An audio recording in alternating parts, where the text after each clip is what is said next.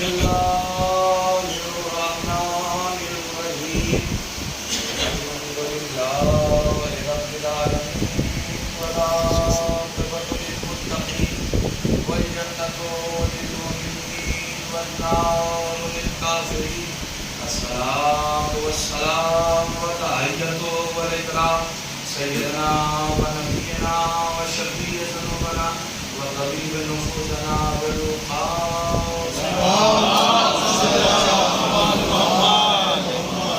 وعلى آل بيته الطيبين الطاهرين المعصومين المظلومين المنتخبين المنتجبين أما بعد فقد قال رسول الله صلى الله عليه وآله وسلم إني تارك فيكم الثقلين كتاب الله الذي بعد بيتي ما إن تمسكتم بهما لن تضلوا بعدي صلوات ایک بار سورہ حمد و تین بار سورہ اخلاص کی تلاوت فرما کے وقت الحسین و سید محمد مرحوم امداد حسین میں وقت الحسین مرحوم کی روح کو ایصال فرما دیں.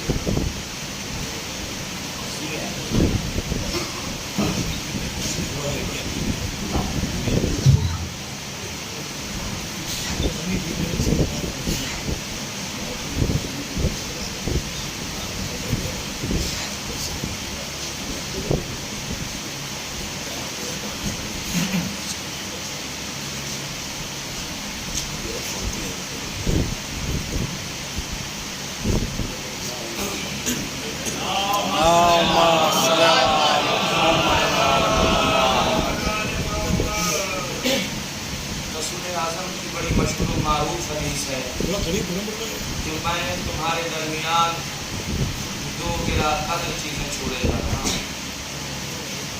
یہ دنیا کے بنائے ہوئی چیزوں کا یہی حال ہوتا ہے. کبھی قریب آتی ہے کبھی دور جاتی ہے, کبھی اپنے مقام سے گر جاتی ہے, کبھی اپنی اوقات سے اوپر جانے کی کوشش کرتی ہے.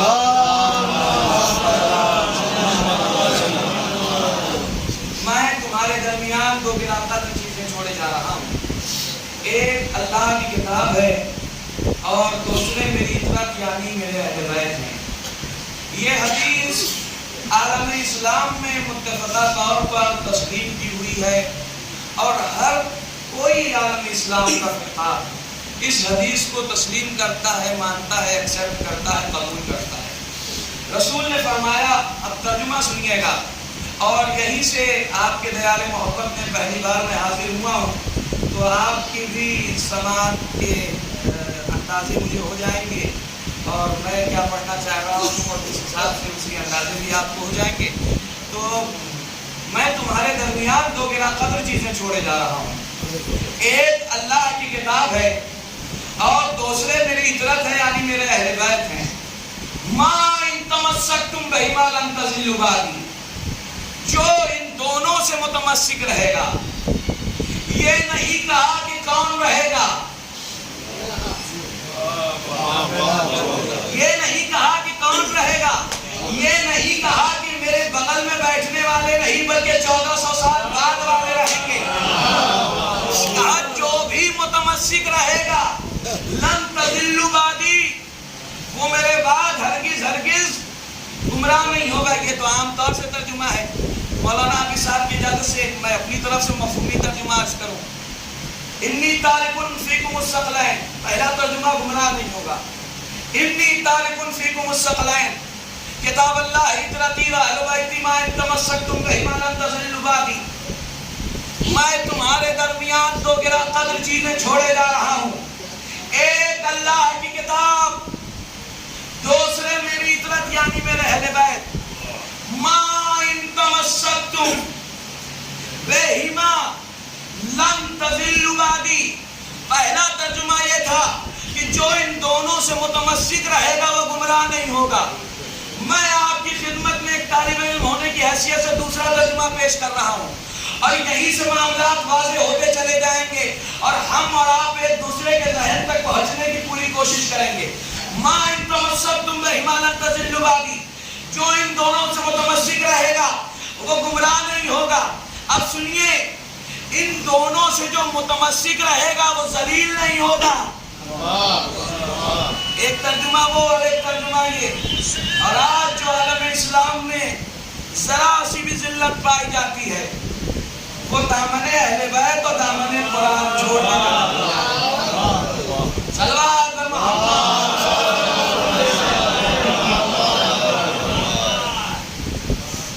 یہ منزلیں ہیں حضور۔ حدیث رسول کہہ رہی ہے کہ گمراہی سے بچنا چاہتے ہو تو دامن قرآن تھامے رہو، دامن اہل بیت تھامے رہو۔ تو بھائی قرآن تو جگہ جگہ ملے گا، راج کمپنی میں بھی قرآن مل جائے گا، بعض ایجنسی میں بھی مل جائے گا، نظامی کے یہاں بھی مل جائے گا، ناؤں میں بھی مل جائے گا اور مسجدوں میں مل جائے گا، لیکن بتائیے اہل بیت کہاں ملیں گے؟ ابھی آپ نے کلام پڑھا اور اس میں فرش اعضا کی فضیلت بیان کی کہ فرش اعضا کی فضیلت کیا ہے۔ قرآن ہر جگہ مل جائے گا، اہل بیت ہر جگہ نہیں ملیں گے۔ اہل بیت کو اگر چاہیے ہے تو قرآن کے ساتھ ساتھ اہل بیت کو اگر ماننا ہے، چاہیے ہے تو آؤ عزا خانوں میں آؤ، فرش اعضا پر آؤ اور دیکھو ایک طرف امام کی زری ہے اور وہیں قرآن رکھا ہے۔ ثابت ہو گیا کہ جہاں حسین ہے وہیں قرآن ہے، جہاں قرآن ہے وہیں حسین ہے۔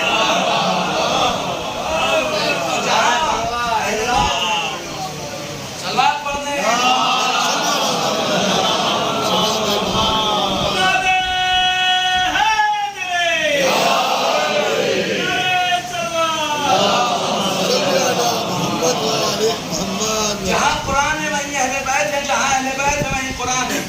اب سن لیجئے، تو 4 منٹ 5 منٹ کی تمہید ہے اور اس کے بعد اپنا اصل موضوع آپ کے سامنے قرآن و اہل بیت کے عنوان پہ آج کی تقریر انشاءاللہ مولانا چاہے تو مکمل کر دوں گا۔ بس سنیں، فرش اعضا کی فضیلت سن لیں۔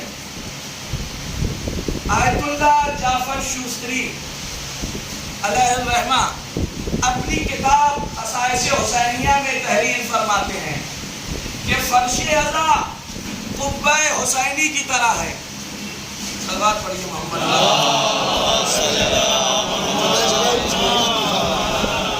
فرش اعضا قبہ حسینی کی طرح، بلند آواز سے صلوات پڑھیے۔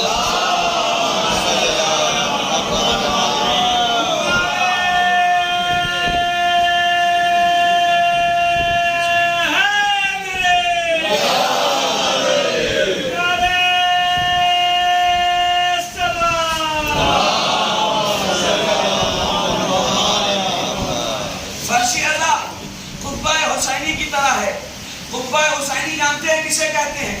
ہمارے اور آپ کے دل میں ایک تمنا ہے اور وہ تمنا ہے کہ مولا کربلا بلا لیجئے۔ سب چاہتے ہیں کہ کربلا جائے، یہاں کوئی ہے ایسا جو نہیں چاہتا ہو کہ کربلا جائے؟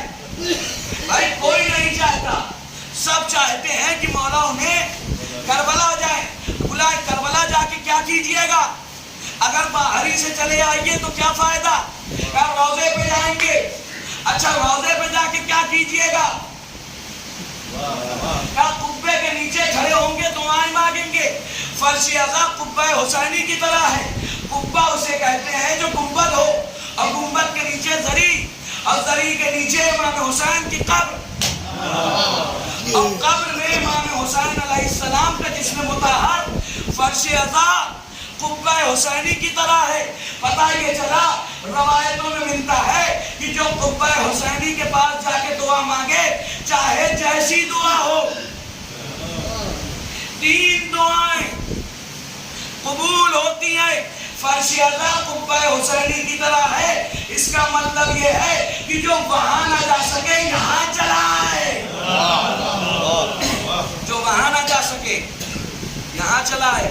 یہ فرش اعضا یہ سمجھ لیجئے انسانیت کا پیغام دیتی ہے۔ یہ فرش اعضا آدمی کو آدمی بننا سکھاتی ہے۔ یہ فرش اعضا حق و باطل میں امتیاز کرنا سکھاتی ہے۔ یہ فرش اعضا نور کا وہ مینارہ ہے، نور کا وہ مرکز ہے کہ آسمان والے کی آنکھیں خیرہ ہو جاتی ہیں۔ یہ فرش اعضا اس مقام کو کہتے ہیں، اس منزلت کو کہتے ہیں، اس بزرگی کی جگہ کو کہتے ہیں جہاں وہ لوگ تشریف لاتے ہیں جنہیں ہر کس و ناکس نہیں بلا سکتا، ہر کس و ناکس نہیں بلا سکتا. صلوات پڑھیے محمد.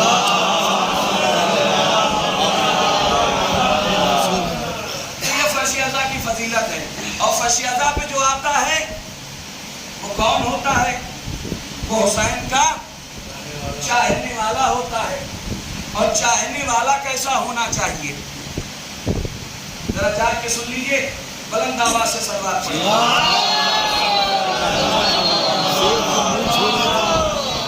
چاہنے والا کیسا ہونا چاہیے؟ چاہنے والا کیسا ہونا چاہیے؟ کیا چاہنے والا ایسا ہونا چاہیے کہ امام بلاتے رہے وہ بھاگتا رہے؟ نہیں، بیدار ہو کے سنیں آپ، اور ایسے نہیں سنیں گے آپ. جیسے میں چاہوں گا انشاءاللہ، اور جیسے آپ کی محبت میں میرے ساتھ شامل حال رہیں گی. مولا نے چاہا جناب زہرا کی جوتیوں سے لپٹے ہوئے گرد کے تصدق میں انشاءاللہ ہمارے بزرگوں کے، تو میں تائید چاہتا ہوں، ان کی توجہ زیادہ چاہتا ہوں، مگر ان کا آنا ہی ہمارے واسطے تبرک ہے. یہاں نوجوانوں سے خطاب ہے. بھائی مولا آپ کو کیسا دیکھنا چاہتے ہیں؟ مولا صرف زبان کا غازی دیکھنا نہیں چاہتے ہیں، مولا عمل کا غازی دیکھنا چاہتے ہیں. مولا صرف یہ نہیں چاہتے کہ آپ مبارک ہو کہہ کے پیچھے ہٹ جائیں. مولا یہ چاہتے ہیں کہ جب آپ زبان دیں تو عمل کریں. تو مولا چاہتے کیسے ہیں؟ اب سنیے. مولا کی خدمت میں ایک شخص آیا، چھٹے امام کا دور ہے.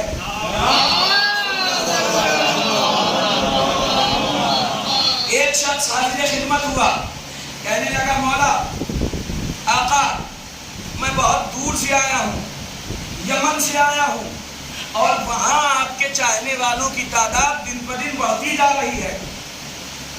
دن پہ دن آپ کے چاہنے والوں کی وہاں تعداد بڑھتی جا رہی ہے. مولا ایسا کیجئے کہ آپ حکومت وقت کے خلاف آواز اٹھائیے.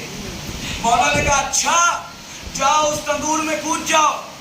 اب تو بھائی مزاج بدل گیا. ارے مولا میں آپ کا ایسی باتیں کر رہے ہیں، مولا چاہنے والا ہوں ماننے والا ہوں. دیکھیے چاہنے والے کیسے ہونے چاہیے. مولا چاہنے والا ہوں ماننے والا ہوں، آپ کے نام کا کلمہ پڑھنے والا ہوں، آپ کے دادا پر اپنے سب کچھ دنیا نچھاور کرنے والا ہوں، اور آپ کا ساتھ دینے والا ہوں. مولا یہ کیا کر رہے ہیں؟ کہہ رہے ہیں تندور میں کود جاؤ. مولا نے کہا اچھا رکو.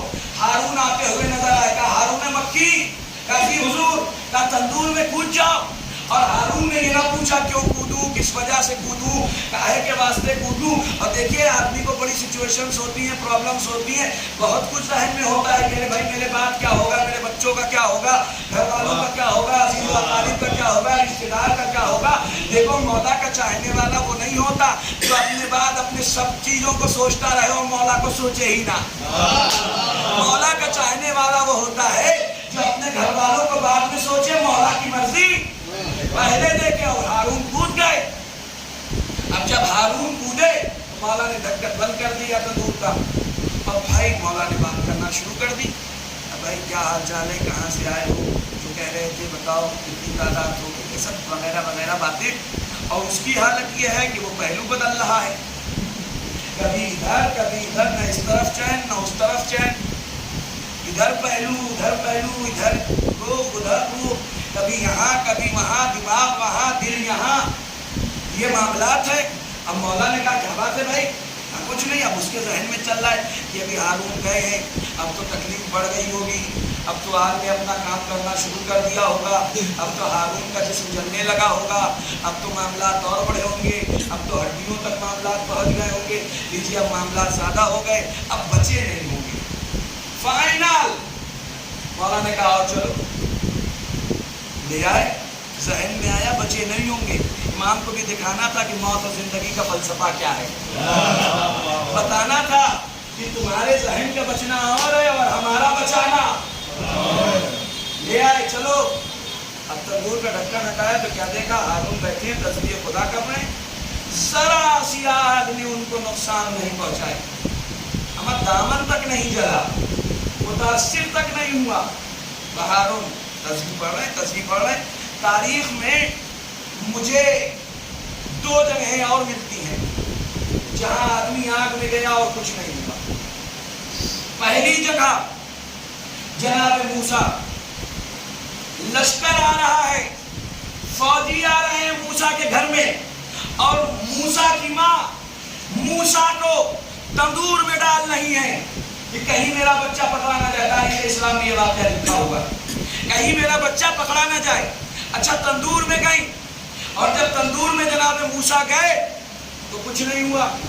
اس کے بعد کی منزل، نمرود نے آگ لگوائی، دنیا ہی میں جہنم کا ایک نمونہ بنانے کی کوشش کی، اور اس میں جناب ابراہیم کو گوبھن کے ذریعے پھینکا گیا، اور جناب ابراہیم جا رہے ہیں، آواز قدرت آ رہی ہے، یا نارم کونی بردم و سلام علی ابراہیم، اے آگ ٹھنڈی ہو جا ابراہیم پر، اور ایسی ٹھنڈی ہو کہ ان کے واسطے سلامتی برقرار رہے۔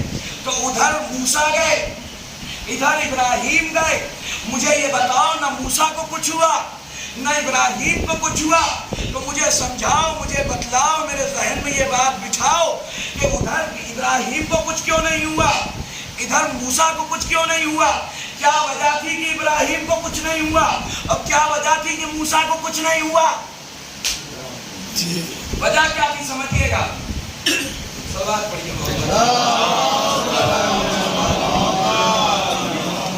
وجہ کیا تھی کچھ نہیں ہوا؟ ادھر ابراہیم گئے اور ادھر موسیٰ گئے، نہ ابراہیم کو کچھ ہوا نہ موسیٰ کو کچھ ہوا۔ وجہ کیا تھی؟ کہ وجہ یہ تھی کہ جو سب کو بچانے کے لیے آتا تھا وہی آ گیا،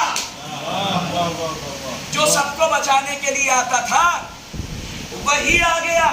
کہ کون آ گیا؟ تو لوگ کہتے ہیں اللہ میاں نے بچایا۔ ارے بھائی، اللہ میاں اپنے حبیب کو بغیر علی کے نہیں بچا رہے ہیں، تو موسیٰ ابراہیم کو بغیر علی کے کیسے بچائیں گے؟ خیر، ادھر وہ نہیں چلے اور ادھر یہ نہیں چلے۔ موسیٰ تو نبی تھے، ابراہیم تو نبی تھے، لیکن یہ نبی نہیں تھے۔ ہارون نبی نہیں تھے، لیکن ہارون مکی کیوں نہیں چلے اور وہ کیوں نہیں چلے؟ دونوں میں کچھ تو فرق ہو، ایک جیسے ہو تو معاملہ سمجھ ہی میں نہیں آئے۔ ادھر کس نے بچایا اور ادھر کس نے بچایا؟ بھائی، ادھر نے علی نے بچایا، ادھر ولایت علی نے بچایا۔ ادھر علی نے بچایا اور ادھر ولایت علی نے بچایا۔ کہ ادھر معاملہ یہ تھا کہ علی آئے بچانے، ادھر معاملہ یہ تھا کہ کہنے کی ضرورت بھی نہیں پڑی، آپ کو معلوم تھا آنے والا کون، آپ جانتی تھی کہ آنے والا کون۔ اب لوگ کہتے ہیں صاحب آپ علی کو مانیے گا تو جہنم میں جائیے گا، اور علی کو فلاں جگہ مانیے گا تو جہنم میں جائیے گا، اور ماتم کیجیے گا تو جہنم میں جائیے گا، اور روئیے گا تو جہنم میں جائیے گا، اور گریہ کیجیے گا تو جہنم میں جائیے گا۔ ارے بھیا، ہمارے ساتھ معاملہ ہی کچھ اور ہے۔ ہم پریکٹس کیے ہوئے ہیں، ہم 9 محرم کو، 8 محرم کو، 7 محرم کو آج کے ماتم پہ پریکٹس کر کے بتاتے ہیں۔ میاں آپ اپنی خیر کریں، اگر ہم جہنم میں بھی گئے تو جہنم کو گلزار بنانے کی طاقت ہے، جہنم کو گلزار بنانے کی۔ آپ ہم سے نہ پوچھئے، ہمیں معلوم ہے، اور جہنم کی کیا اوقات جو ہمیں چلائے۔ ہمارے پاس دامن قرآن بھی ہے، ہمارے پاس دامن اہل بیت بھی ہے، ہم قرآن بھی تھامے ہوئے ہیں اور اہل بیت کا دامن بھی تھامے ہوئے ہیں۔ حدیث کہہ رہی ہے انی تارک فیکم الثقلین، میں چھوڑے جا رہا ہوں تمہارے درمیان 2 گراں قدر چیزیں، ایک اللہ کی کتاب ہے اور دوسرے میری اطرت ہے، یعنی میرے اہل بیت ہیں۔ ما ان تمسکتم بہما لن تضلوا بعدی، جو ان دونوں سے متمسک رہے گا وہ میرے بعد ہرگز گمراہ نہیں ہوگا۔ یہ حدیث کا مفہوم ہے۔ اب ذرا سنیں، اس میں لفظ ثقلین کا استعمال ہوا۔ صلوات بلند آواز سے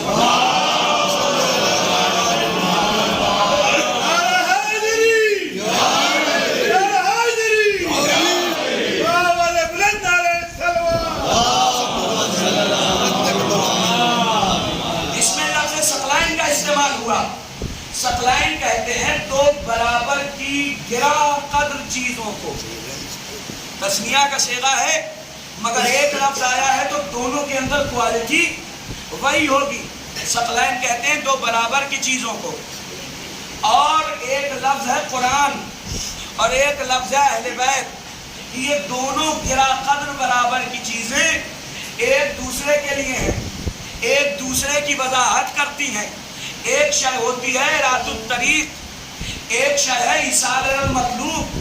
ارات الطریق کہتے ہیں راستہ دکھانا، ایصال المطلوب کہتے ہیں منزل مقصود تک پہنچانا۔ اب ذرا سنیے ارات الطریق اور ایصال المطلوب کی مثال۔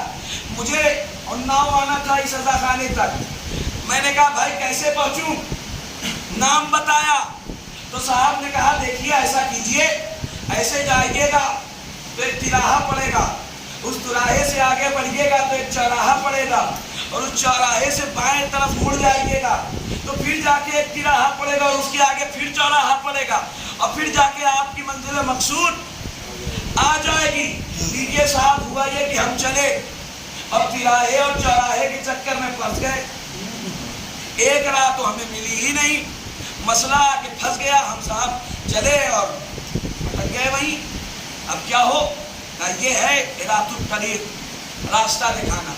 ایصال المطلوب، منزل مقصود تک پہنچانا۔ اب منزل مقصود کیا ہے؟ ہمیں آنا تھا یہیں، ہم نے کہا تو وہیں پر ایک بچہ کھڑا ہوا تھا، اس نے کہا مولوی صاحب ہم چھوڑے دیتے ہیں آپ کو۔ اس نے صاحب آگے آگے چلنے لگا اور ہم پیچھے پیچھے چلنے لگے، اور اس نے لا کے منزل مقصود تک پہنچا دیا۔ اب یہ ہماری منزل مقصود تھی، ہم یہاں پہنچ گئے۔ آپ بتائیں ہم سب کی منزل مقصود کہاں ہے؟ ہم سب کی منزل مقصود کا نام ہے جنت۔ نماز ہے جنت کے لیے، روزہ ہے جنت کے لیے، جہاد ہے جنت کے لیے، زکوٰۃ ہے جنت کے لیے، خمس ہے جنت کے لیے۔ دنیا کے تمام اعمال ہم جنت کے لیے کرتے ہیں، دعائیں بھی دیتے ہیں تو کہتے ہیں اللہ آپ کو جنت پہنچائے، اللہ آپ کو کروٹ کروٹ جنت پہنچائے، اس طرح کے جملے ادا کرتے ہیں۔ تو تمام کام جنت کے لیے، تمام عمل جنت کے لیے۔ اچھا صاحب جنت آپ جا رہے ہیں، اور مسئلہ یہ ہوا کہ کہیں کسی تراہے پہ پہنچ کے پھنس گئے، غدیر کے چوراہے تک پہنچے ہی نہیں، تو جنت آپ کو کیسے ملے گی؟ کہا ارات الطریق کے ذریعے نہیں ملے گی، ایصال المطلوب کے ذریعے ملے گی۔ کہا ایصال المطلوب، کہا جنت جانا چاہتے ہو؟ کہاں جانا چاہتے؟ کہا جنہوں نے جنت کا راستہ دیکھا ہو ان کے ساتھ چلے جاؤ۔ اب سنیے گا، میری مثال میں بات یہ تھی کہ ایک بچہ تھا جس نے مجھے آگے بڑھایا، کہا کہ جناب میں چلتا ہوں آپ میرے پیچھے پیچھے آئیے، اب منزل مقصود تک پہنچایا۔ تو اس کا مطلب یہ ہے کہ اگر کوئی جانتا ہو، کوئی سمجھتا ہو، کوئی پوچھتا ہو، کسی کے پاس علم ہو، کسی کے پاس معلومات ہو، تو پھر یہ نہیں دیکھا جاتا کہ وہ بچہ ہے کہ بوڑھا ہے۔ کبھی کبھی ایسا ہوتا ہے کہ 32 سالہ بچہ بھی کئی برسوں کے بوڑھے پہ بھاری ثابت ہوتا ہے،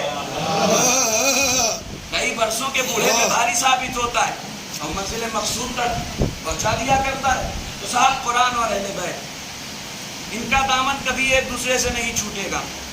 قرآن ہمیشہ اہل بیت کے ساتھ، اہل بیت ہمیشہ قرآن کے ساتھ۔ اب سنیے قرآن اور اہل بیت، اب عجیب آپ کے سامنے میں فضائل کے وہ گوشے پڑھوں گا، انشاءاللہ آپ بیدار رہے تو محسوس ہوگی۔ قرآن اور اہل بیت دامن نہیں چھوٹے گا، یہ پیدا ہو کر قرآن پڑھ کے بتائیں گے کہ ہمارا دامن نہیں چھوٹا، یہ پیدا ہو کر پڑھ کے بتائیں گے کہ ہمارا دامن نہیں چھوٹا۔ قرآن اور اہل بیت سنیے،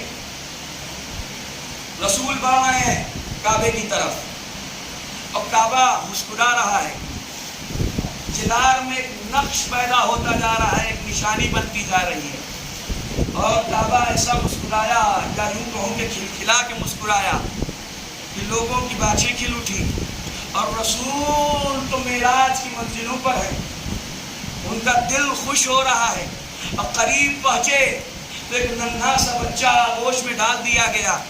بچے نے بھی کعبہ ایمان کو جب اپنے قریب پایا تو آنکھیں کھولی، آنکھیں کھولی تو مسکرا اٹھا۔ مسکرانا تھا کہ بول پڑا، یا رسول اللہ کیا سناؤں؟ توریت سناؤں، زبور سناؤں، انجیل سناؤں، قرآن سناؤں؟ سوال یہ نہیں ہے کہ کیا سناؤں، سوال یہ ہے کہ کیوں سناؤں۔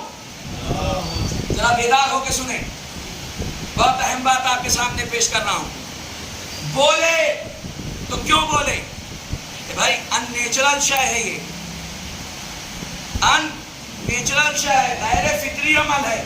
کبھی کوئی بچہ پیدا ہونے کے بعد بولتا نہیں ہے، یہ ان نیچرل شے ہے، یعنی معجزاتی عمل ہے، یعنی غیر فطری عمل ہے، یہ کرامت ہے، یہ معجزہ ہے.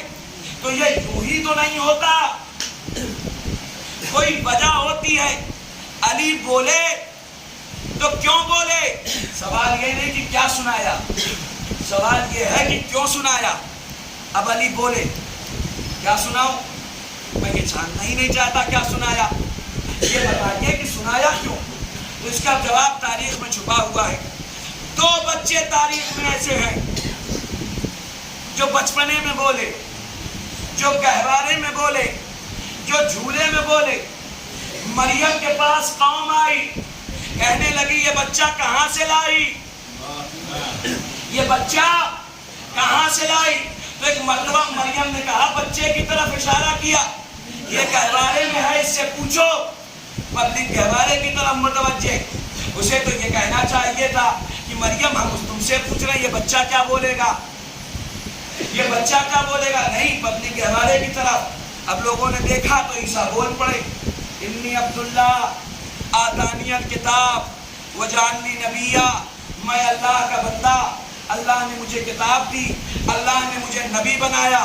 تو سوال یہ ہے کہ عصمت پر الزام آیا تھا، عصمت پر الزام لگا تھا، معصومہ کی طہارت پر الزام لگا تھا. تو جواب یہ ہونا چاہیے تھا کہ میں اللہ کا بندہ ہوں اور اللہ نے میری ماں کو پاک و پاکیزہ پیدا کیا. دیکھو ان کی طرف جھوٹی توجہ نہ دینا اور جھوٹی باتیں منسوخ نہ کرنا، ورنہ جل جاؤ گے، ختم ہو جاؤ گے، مٹ جاؤ گے. ایسی کوئی بات نہیں ہوئی، بلکہ یہ جواب دیا، انی عبداللہ آتانی الکتاب وجعلنی نبیہ، میں اللہ کا بندہ، اللہ نے مجھے کتاب دی، اللہ نے مجھے نبی بنا کے بھیجا.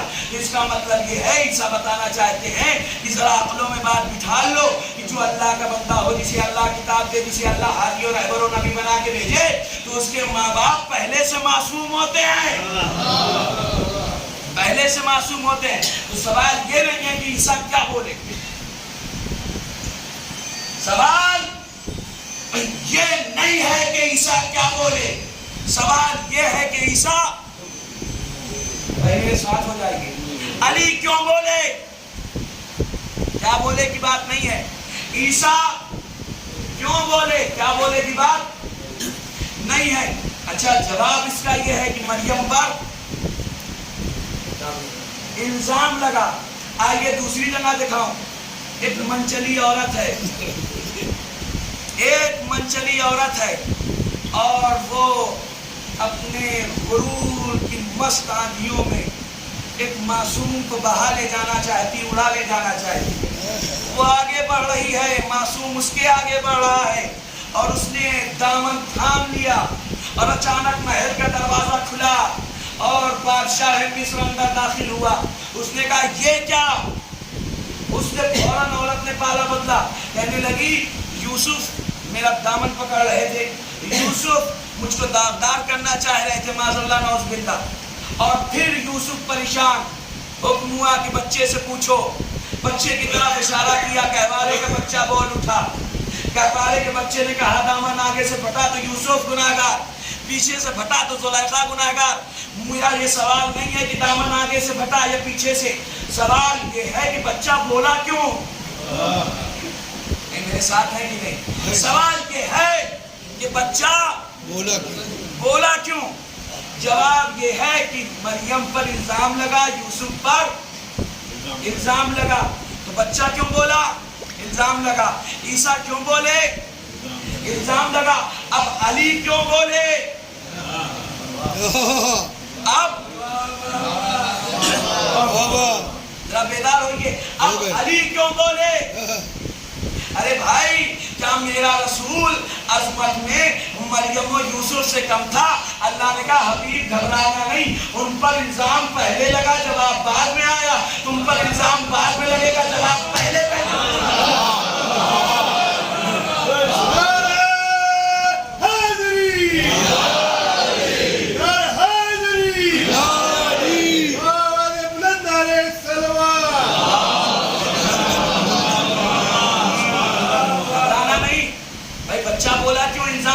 الزام کیا تھا، یہ سنیے. الزام کیا تھا علی بولے کیوں؟ بھائی 3 دن کے علی بولے کیوں؟ بولنے کی ضرورت کیا تھی؟ بھائی الزام لگا. الزام کیا تھا؟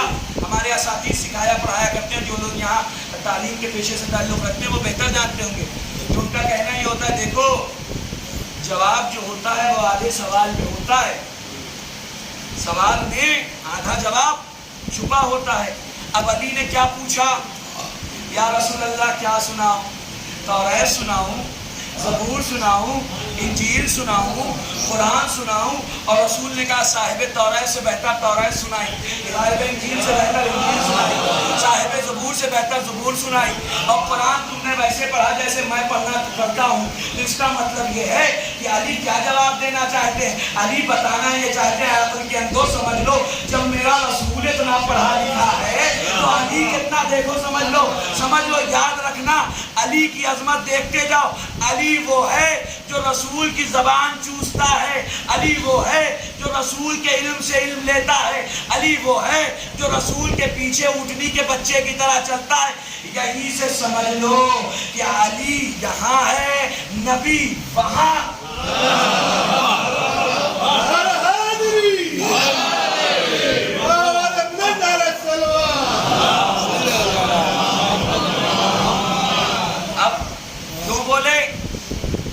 رسول پر الزام لگنے والا تھا. الزام کہ ہمارا رسول پڑھا لکھا. اچھا اب یہاں سے بھی کچھ باتیں واضح ہوتی ہیں. کیا سناؤں؟ توریت سناؤں، زبور سناؤں، انجیل سناؤں، قرآن سناؤں؟ چلیے توریت تو سنا دیں گے، زبور تو سنا دیں گے، انجیل تو سنا دیں گے، قرآن تو آیا ہی نہیں ہے.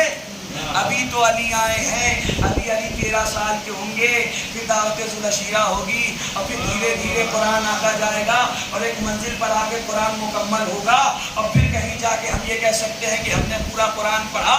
رسول کہہ رہے ہیں تم نے صاحب قرآن جیسا قرآن پڑھا. تو سوال یہ ہے کہ علی قرآن سنا کیسے رہے ہیں جبکہ قرآن آیا نہیں ہے؟ علی قرآن سنا کیسے رہے جبکہ قرآن آیا نہیں ہے؟ علی قرآن سنا کے بتا رہے ہیں دیکھو قرآن جدھر سے آیا ہے علی بھی ادھر ہی سے آیا ہے.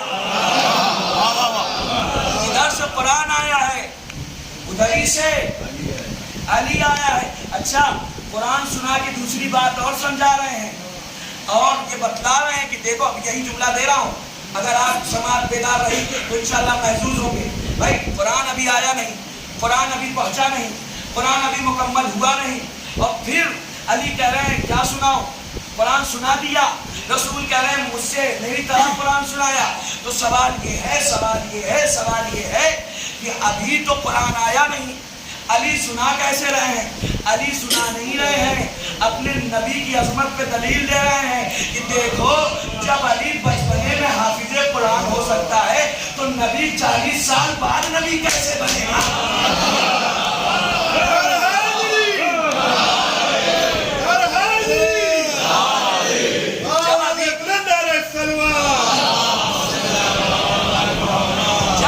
جب ابھی قرآن آیا نہیں ہے اور میں سنا رہا ہوں تو مجھ جیسا جب قرآن سنا سکتا ہے ابھی تو جو نبی بن کے آیا ہو وہ 40 سال بعد نبی کیسے بنے گا؟ اور دوسری بات اور سمجھا دی، دیکھو ہم وہ ہیں جو یہاں بیٹھے وہاں کا مطالعہ کرتے ہیں، یہاں بیٹھے وہاں کا مطالعہ وہاں کی لکھائی پڑھتے ہیں. اچھا اب ایک اور بہت اہم بات، علی نے کیا سنایا؟ توریت، زبور، انجیل، قرآن، یہ 4 کتابیں علی نے سنائی. اور کیا کہا نبی نے؟ اب لوگ کہتے ہیں نا کہ تم علی کو پڑھا دیتے ہو، علی کو پڑھا دیتے ہو، ہر وقت علی علی کیا کرتے ہو. بھائی علی علی ہم کر رہے ہیں دردار کو ہو رہا ہے، علی علی ہم کر رہے ہیں کلیجہ آپ کا پھٹ رہا ہے، علی علی ہم کر رہے ہیں ماں سے بڑھ کر ماما جلو آپ بنے جا رہے ہیں. مسئلہ یہ ہے کہ ہمارا معاملہ ہے، ہم سے سمجھیے کہ ہم علی کو سب سے بلند کیوں بتاتے ہیں. نبی نے کیا کہا، علی نے کیا کہا؟ میرے نوجوانوں یاد رکھنا یہ دلیل ہے تمہارے واسطے. علی نے کہا یا رسول اللہ کیا سناؤں؟ تورات، زبور، انجیل، قرآن. نبی کا جواب کیا؟ سنانے کے بعد تورات صاحب تب وہ تورات جیسے سے بہتر، زبور صاحب زبور سے، انجیل صاحب انجیل سے بہتر. اور قرآن تم نے بالکل علی ویسے سنایا جیسے میں محمد پڑھتا ہوں. تو اس کا مطلب یہ ہے کہ جب قرآن کے پہلے والی کتابیں علی صاحب کتاب سے بہتر سنا سکتے ہیں تو علی ان صاحب کتاب سے بہتر ہو بھی سکتے ہیں.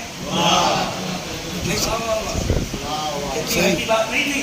علی جب موسیٰ سے بہتر تورات، عیسیٰ سے بہتر انجیل اور داؤد سے بہتر زبور سنا سکتے ہیں تو علی ان سے بہتر ہو بھی سکتے ہیں. اچھا اب ان سے تو بہتر ہے کس کی طرح ہے؟ ان سے تو بہتر ہے کس کی طرح ہے؟ صاحب ان سے بہتر ہے. نبی کہہ رہے ہیں علی تم میری طرح ہو، علی تم میری طرح ہو. تم نے قرآن ویسے سنایا جیسے میں سناتا ہوں. اب زمانہ کہہ رہا ہے صاحب نبی ہمارے جیسے، نبی ہمارے جیسے، نبی ہمارے جیسے، نبی ہمارے جیسے. ارے عقل کے اندھو، نبی تمہارے جیسے نہیں ہے، نبی علی جیسے، نبی علی جیسے. اب نہ کہنا نبی تمہارے جیسے. جب یہ پتا چل گیا نبی علی جیسے، اگر کوئی مرہم نکل آیا تو پریشانی ہو جائے گی.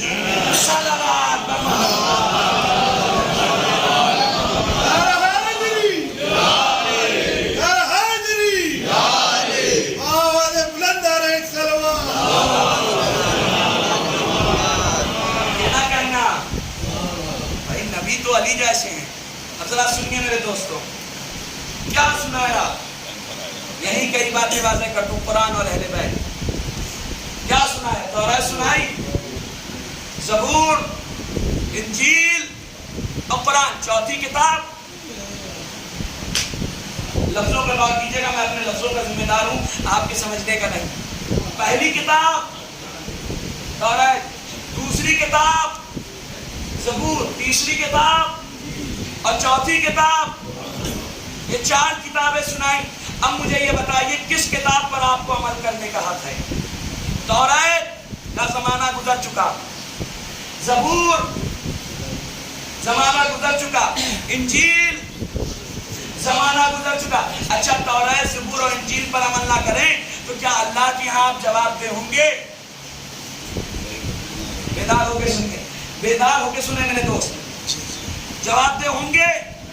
نہیں ہوں گے. لیکن اگر قرآن پر عمل نہ کریں تو؟ علی نے 3 ماضی کی کتابیں سنائی اور 1 حال و مستقبل کی سنائی اور بتا دیا کہ دیکھو 3 ماضی کے چھوڑ دو مگر یہ چوتھی جو قیامت تک رہے گی اسے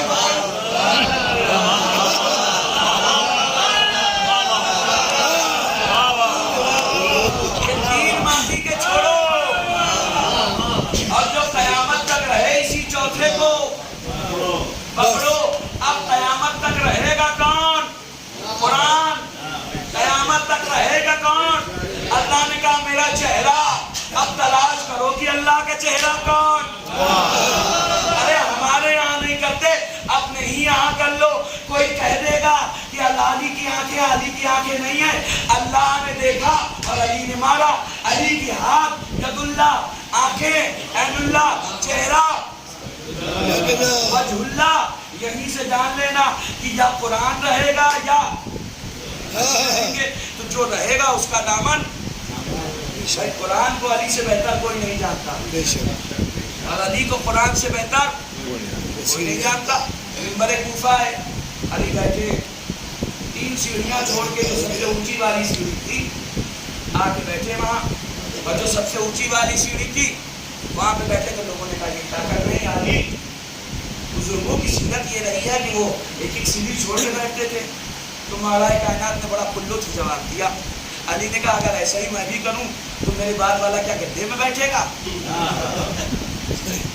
کیا گڈھے میں بیٹھے گا؟ عقل والی بات تھی. تو وہاں بیٹھے جہاں رسول بیٹھا کرتے تھے. یعنی علی کو اندازہ تھا کہ رسول کی جگہ اگر کوئی بیٹھ سکتا ہے تو وہ میں. رسول کی جگہ کوئی بیٹھ سکتا. بھائی رسول ہی نے کہا تھا تم میرے جیسے، میں تمہارے جیسا. تو جو یہاں بیٹھ سکتا ہے وہ رسول جیسا ہی ہو. اب پوچھا مجھے یہ بتاؤ, مجھے یہ سمجھاؤ کہ میں کون سی آیت تمہیں بتاؤں رات میں آئی, کون سی آیت دن میں آئی, بتاؤ ناسخ کیا ہے منسوخ کیا ہے. پوچھ لو جو پوچھنا ہو مجھ سے, سلونی سلونی پوچھ لو. اب اس میں ایک بڑا پرلطف جملہ کہا ہے صاحب کو, ذرا غور فرمائیے گا. ایک پرلطف جملہ کا پوچھ لو جو پوچھنا ہے. میں زمین سے زیادہ آسمان کے راستے جانتا ہوں. نارمل بات نہیں ہے, میں زمین سے زیادہ آسمان کے راستے جانتا ہوں. اس کا مطلب یہ ہے کہ زمین کے آگے بھی جہان. ایک تو یہ بات ثابت ہوئی. اب دوسری بات یہ کہ آپ مجھ سے کہیں جناب اور ناؤ میں ذرا فلاں جگہ چلے جائیے, ذرا فلاں جگہ چلے جائیے, ذرا فلاں جگہ چلے جائیے, تو میں کیسے جاؤں گا؟ میں آپ سے کہوں بھائی صاحب آپ ناؤ میں فلاں جگہ جانتے ہیں, فلاں جگہ جانتے ہیں, فلاں جگہ جانتے ہیں, تو آپ کہیے گا آپ کیسی باتیں کر رہے ہیں حضور, ہم اناؤ کے رہنے والے, ہم نہیں جانیں گے تو کون جانے گا؟ ہم لکھنؤ کے رہنے والے, نخاس ہم نہیں جانیں گے, وکٹوریا اسٹیٹ ہم نہیں جانیں گے, چوک ہم نہیں جانیں گے, تو کون جانے گا؟ ہم یہاں آئے ہوئے ہیں, آپ ہم سے پوچھئے تو ہم جواب دیں گے ایسی جگہ نخاس ہے, ایسی جگہ فلاں ہے, اور یہ یہاں ہے, وہ وہاں ہے. تو پتہ چلا جو جہاں کا ہوتا ہے وہاں کے بارے میں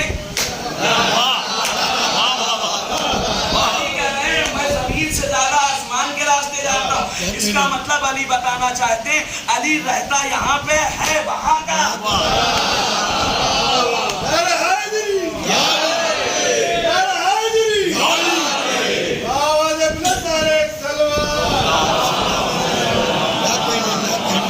علی رہتا یہاں پہ ہے, آیا وہاں سے ہے. اب سنیے آخری بات میں عرض کر رہا ہوں اور اس کے بعد زحمت تمام کروں گا. علی قرآن کتنا جانتے ہیں, علی قرآن کتنا سمجھتے ہیں میرے دوستوں؟ ذرا جان لگا کے سن لو, بیدار ہو کے سنو, ذرا ذہن میں بٹھا لینا بات. علی قرآن کتنا جانتے ہیں؟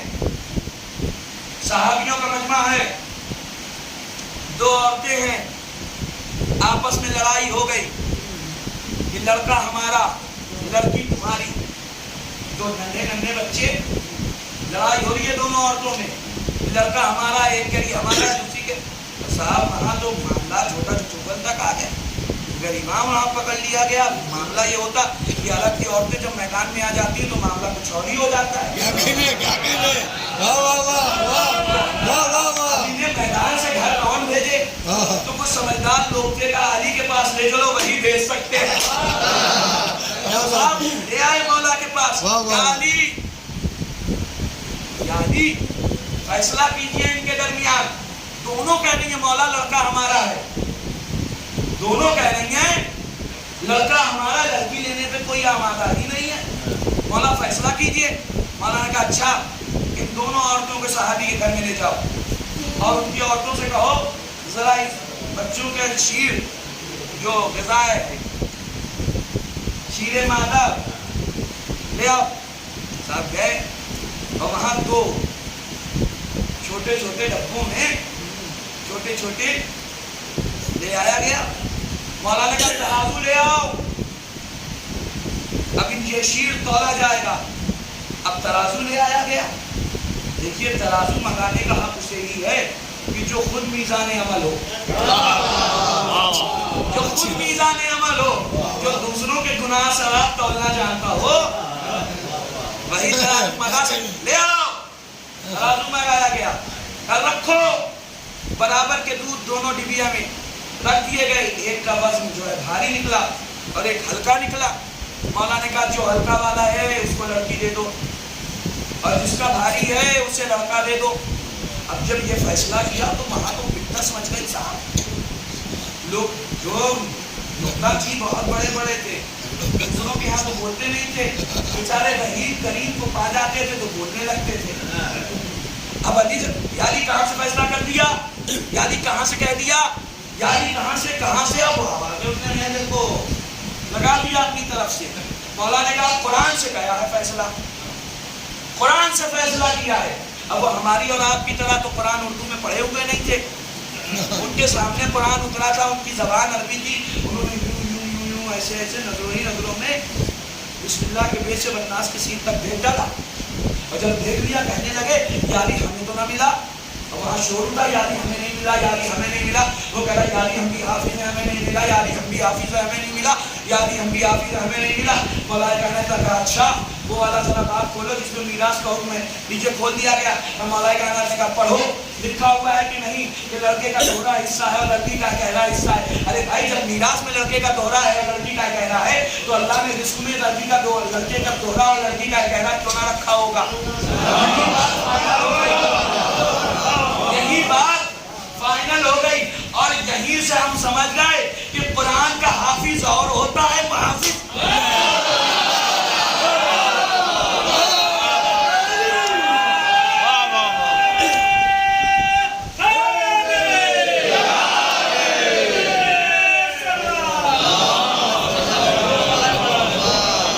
समझ गए? कुरान का हाफिज और होता है मुहाफिज और होता है।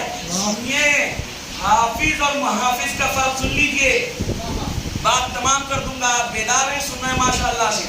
हाफिज और मुहाफिज का फर्क सुन लीजिए, हाफिज कैसा और मुहाफिज कैसा। हाफिज वो होता है जिसके गले से कभी कभी कुरान उतरता नहीं है।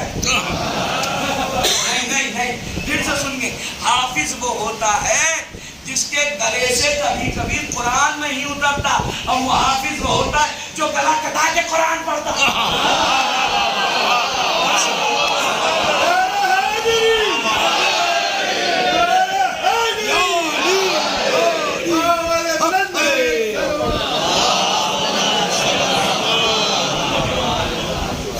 हाफिज वो होता है जिसके गले से गला कटा के कुरान पढ़ता है। बस अदारों वक्त के तकाज़े हैं, जिसमें सलाहियतें हैं अपनी अपनी, जानते हैं ना कुरान ने दामन अहले बैत छोड़ा, ना अहले बैत ने दामन कुरान छोड़ा। इसकी जिंदा मिसाल सही के पास, ताबूत के पास, ताज़िये के पास एक मार्फत का जुमला मैं पढ़ देता हूँ कुरान और अहले बैत पर, यही आज के लिए तवज्जुह होगा। कुरान रखा हुआ है, बंद नहीं रखा जाता, खुला हुआ कुरान रखा जाता है। अच्छा अहले बैत ने तो अपना कत्ल कर दिया, गला कटा के कुरान पढ़ लिया। अब कुरान खुला रख के क्या फायदा? अब कुरान खुला हुआ क्यों है? अहले बैत ने तो गला कटा के कुरान पढ़ लिया। पता ये चला 1400 साल पहले हुसैन ने गला कटा के कुरान पढ़ा था और उसके बाद से कुरान हुसैन की तिलावत कर रहा है।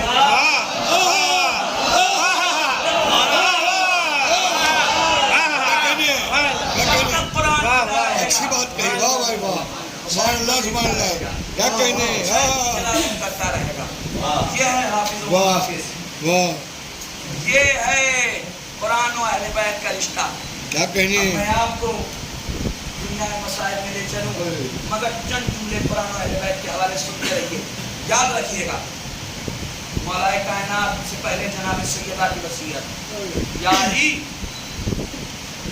मेरे कब्र पर कुरान की तिलावत कीजिएगा। समझ रहे हैं? कुरान और अहले बैत का रिश्ता, यानी मेरे कब्र पर कुरान की तिलावत कीजिएगा। अली का जुमला वसीयत नहजुल बलागा में मौजूद है। बेटा आसान देखो, खबरदार कुरान पर अमल करने में तुम्हारे गैर कहीं तुम पर सबकत ना ले जाए, ये है। और फिर हुसैन करबला के मैदान में फातिमा का चांद नौके से कुरान की तिलावत कर रहा है। आज़ादारों, ये दिन वो दिन है जो यकीनन रोने के दिन। यहाँ मातम करने सैयदात, यहाँ मातम करने वो बच्ची आती है जिसके रुखसार शाम कूफा में रंगत तब्दील करते रहे, जिसके चेहरे पे शिमर के तमाचों के निशान थे। वो बच्ची आती है और जानते हो कैसे रोना चाहिए? इब्ने शबीब हैं, मौला की खिदमत में बैठे रो रहे हैं। मौला ने कहा इब्ने शबीब रोते नहीं हो? कहा मौला रो तो रहा हूँ। कहा इब्ने शबीब ऐसे रो जैसे मेरी दादी रोती है जन्नत में। वाह हुसैना, वाह मजलूमा, नफसियाती जुमला मैं पढ़ूंगा। एक माँ को, और अगर वो माँ बेवा हो, उसे अपने बच्चे से बड़ा लगाव होता है। आम माएँ भी अपने बच्चों से बहुत लगाव रखती हैं। बच्चा जैसे जैसे बड़ा होता जाता है, माँ की तमन्ना बच्चे के साथ बढ़ती जाती है, और आखिर वो मंजिल आती है कि माँ अपने दुख दर्द अपने बच्चे से कहती है, बेटे हमें इस चीज़ की ज़रूरत है, मेरे लाल जाओ मेरे लिए पानी ले आओ, मेरे लाल मुझे इस चीज़ की ज़रूरत है। जानते हो ना, यही फितरत का तकाजा है कि जैसे जैसे बच्चा बड़ा होता जाता है, माँ की अरमान, माँ की तमन्नाएं बच्चे से बढ़ती जाती हैं, आरज़ुएं और वाबस्तगी बढ़ती जाती है। यही हाल करबला की माँओं का भी था। जब यह करबला की माएँ असीर की जा रही थी, तो हर माँ अपने बच्चे को पुकार रही थी, अली अकबर, ऐलान देखते हो, अम्मा तुम्हारी असीर की जा रही है। ज़ैनब पुकार रही थी, अरे बेटे अली अकबर, देखो तुम्हारी माँ की सर पे चादर नहीं है। उम्मे फरमा पुकार रही थी, ऐ कासिम, क्या मीठी नींद सोए। देखो देखो तुम्हारी माँ किस हाल में बलवाए आम में आ रही है। अज़ादारों, वो तारीखें आई कि अहले हरम को असीर किया जाने लगा, अहले हरम को असीर किया जाने लगा। उस दौर के मोहम्मद के पाँव में बेड़ी डाली गई, हाथों में हथकड़ी डाली गई, गले में तोके खारदार डाला गया, कमर में लंगर डाला गया, और उसके बाद उसे उस तरफ से गुजारा जाने लगा जिस तरफ शोहदा के लाशें पड़े हुए थे। जिस तरफ शोहदा के लाशें पड़े हुए थे, एक जवान बेटा, एक गयूर बेटा, एक मजबूर बेटा, जब वो अपने बाप के लाशें को इस तरह से देखेगा तो क्या कहेगा। यहाँ मेरे नौजवान बैठे हुए हैं, वो बेहतर एहसास कर सकते हैं। कभी अपने बाप को मजलूमियत के हालत में देख सकते हो?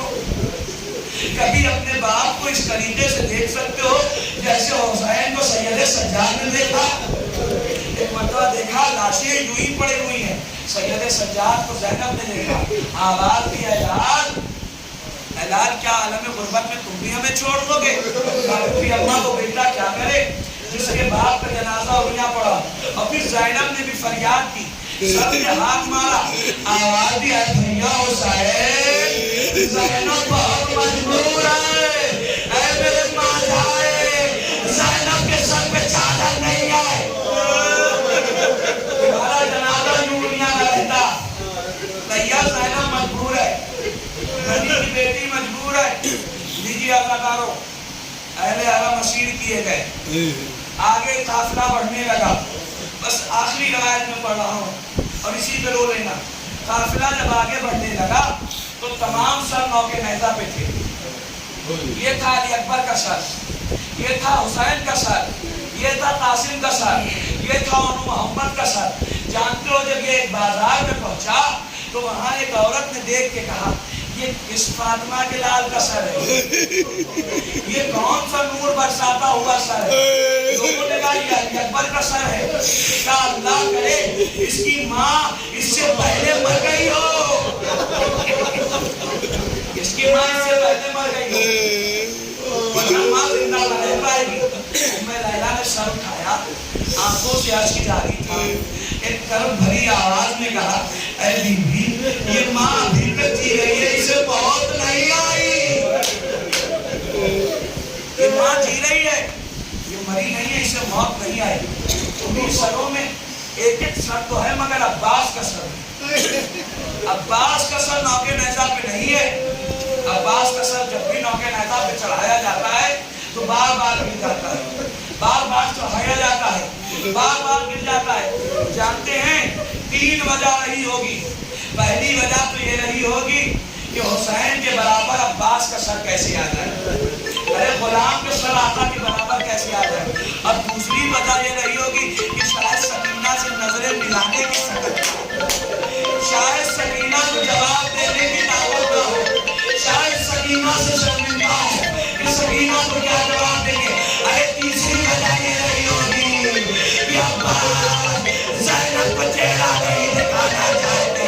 اے بہن تمہارے پردے کی حفاظت کی ضمانت دی. اے زینب عباس مجبور ہے اور شاید زینب یہ نہ پوچھے. اے بھیا تمہاری بہن بے پرواہ دیکھ رہے ہو نا بھیا. زینب سر بازار بے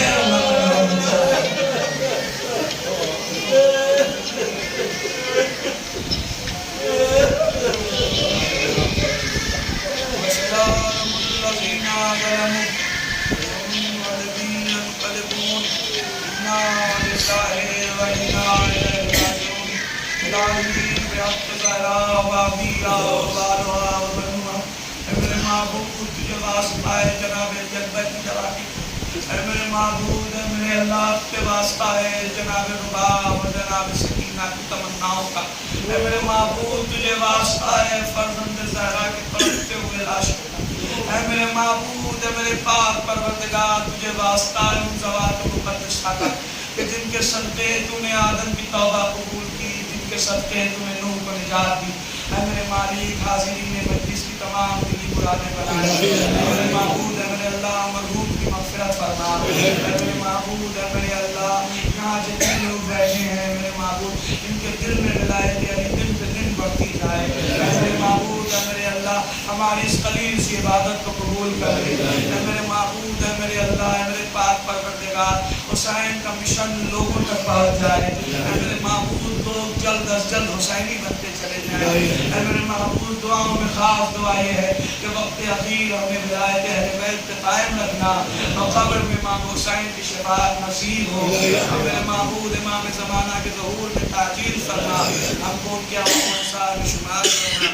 ایک بار سورہ حمد اور 3 بار سورہ اخلاص کی تلاوت فرما کر آپ حضرات مرحوم عبد الحسین ابن سید محمد صاحب اور حسین ابن عبد الحسین صاحب کی روح کو احسان فرما. صلی اللہ علیہ وسلم. الحمدللہ. بسم اللہ.